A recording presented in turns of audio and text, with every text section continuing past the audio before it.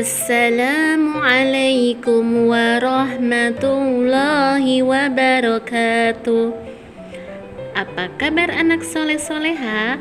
Semoga anak-anakku dalam keadaan sehat dan tetap semangat. Sebelum kita mulai pelajaran, marilah kita membaca basmalah bersama-sama. Bismillahirrahmanirrahim. Hari ini kita akan belajar tematik 4, tema 4, subtema 2, pembelajaran kedua. Materi yang akan kita pelajari hari ini adalah 1. Perilaku yang mencerminkan sila kedua Pancasila dan menggambar sesuai kreasi. Sebelum kita memasuki pembahasan, marilah kita siapkan dulu buku paket dan pulpennya agar pembelajaran kita berjalan dengan lancar. Sila kedua Pancasila berbunyi kemanusiaan yang adil dan beradab. Sila tersebut dilambangkan dengan rantai yang terangkai melingkar. Ada beberapa makna mengenai simbol tersebut. Mata rantai berbentuk segi empat melambangkan laki-laki.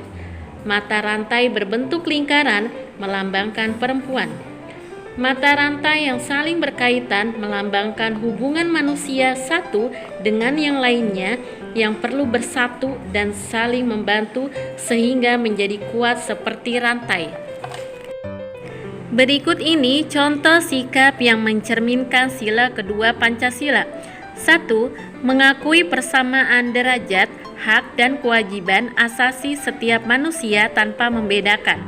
2. Mengakui dan memperlakukan manusia sesuai dengan harkat dan martabatnya sebagai makhluk Tuhan yang Maha Esa. 3. Mengembangkan sikap saling mencintai sesama manusia. 4. Tidak semena-mena terhadap orang lain. 5. Gemar melakukan kegiatan kemanusiaan seperti acara bakti sosial. 6. Senang membantu teman yang sedang mengalami kesusahan. 7. Memberikan bantuan kepada korban bencana alam. 8. Mengembangkan sikap tenggang rasa. 9. Menjunjung tinggi hak asasi manusia. 10. Mengembangkan sikap hormat, menghormati dan bekerja sama dengan bangsa lain. 11. Mengembangkan sikap saling tenggang rasa dan tepa selira. 12. Menyadari bahwa setiap warga negara mempunyai hak dan kewajibannya masing-masing. Berikut ini adalah contoh gambar yang mencerminkan pengamalan sila kedua Pancasila. Membantu teman terjatuh dari sepeda. Kedua, menjenguk teman yang sedang sakit. Yang ketiga, bermain dengan rukun bersama teman. Baiklah anak-anak, sekarang kita buka buku paketnya halaman 91. Kita akan membaca tentang teks yang berjudul Kisah Seorang Anak Kecil dengan Buntut Singkongnya. Setelah kita membaca teks, marilah kita menjawab pertanyaan berdasarkan bacaan yang tadi kita baca, nomor 1 sampai nomor 5. Untuk materi selanjutnya yaitu ayo berkreasi, menggambar benda 3 dimensi. Apakah kamu berminat menjadi pelukis? Pelukis juga bisa dijadikan profesi atau pekerjaan yang dapat menghasilkan uang. Kalian harus tekun berlatih menggambar untuk bisa menjadi pelukis yang handal. Berikut ini adalah contoh gambar 3 dimensi. Berikut ini adalah pengertian menggambar benda 3 dimensi. Gambar yang terlihat seperti nyata dan seperti asli dengan objek gambar yang sesungguhnya.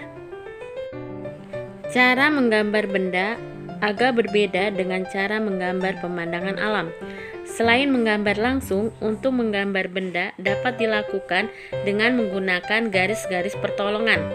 Untuk menggambar benda putaran yang bentuk dasarnya berupa tabung, dibutuhkan garis-garis pertolongan berupa garis lurus dan elif.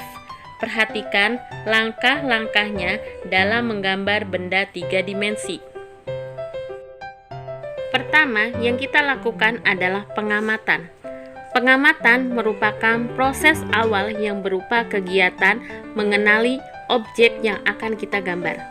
Kegiatan awal yang harus kamu lakukan sebelum kamu menggambar bentuk adalah mengenali objek bendanya terlebih dahulu. Hal yang diamati berupa jenisnya, bahannya, tekstur, dan sebagainya. Pada pembelajaran ini ditampilkan contoh objek benda 3 dimensi berupa cangkir.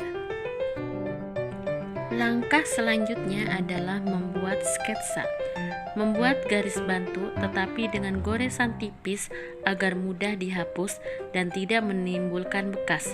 Setelah garis bantu siap, langkah selanjutnya adalah membuat sketsa bentuk cangkir.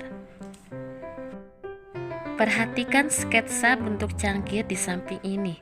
Setelah sketsa gambar dibuat, garis bantu boleh dihapus.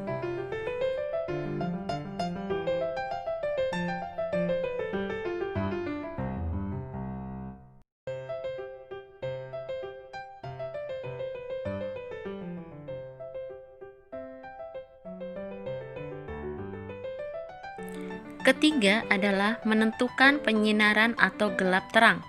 Setelah membuat sketsa, langkah selanjutnya adalah menentukan sinar datang dan menentukan di bagian mana bayangan akan jatuh. Misalnya, pada objek cangkir tersebut, sinar datang dari arah kiri. Otomatis bayangan akan berada di bagian cangkir sebelah kanan. Yang keempat adalah menentukan teknik.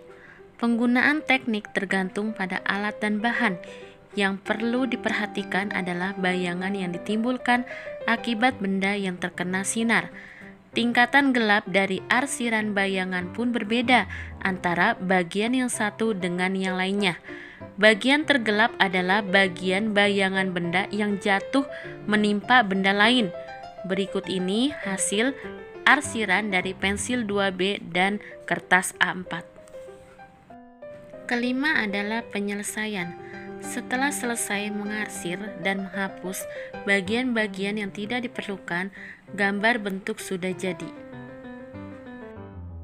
Alhamdulillah, untuk pembelajaran hari ini kita sudah selesai dan Miss ucapkan terima kasih banyak. Bila ada salah kata, mohon maaf lahir dan batin.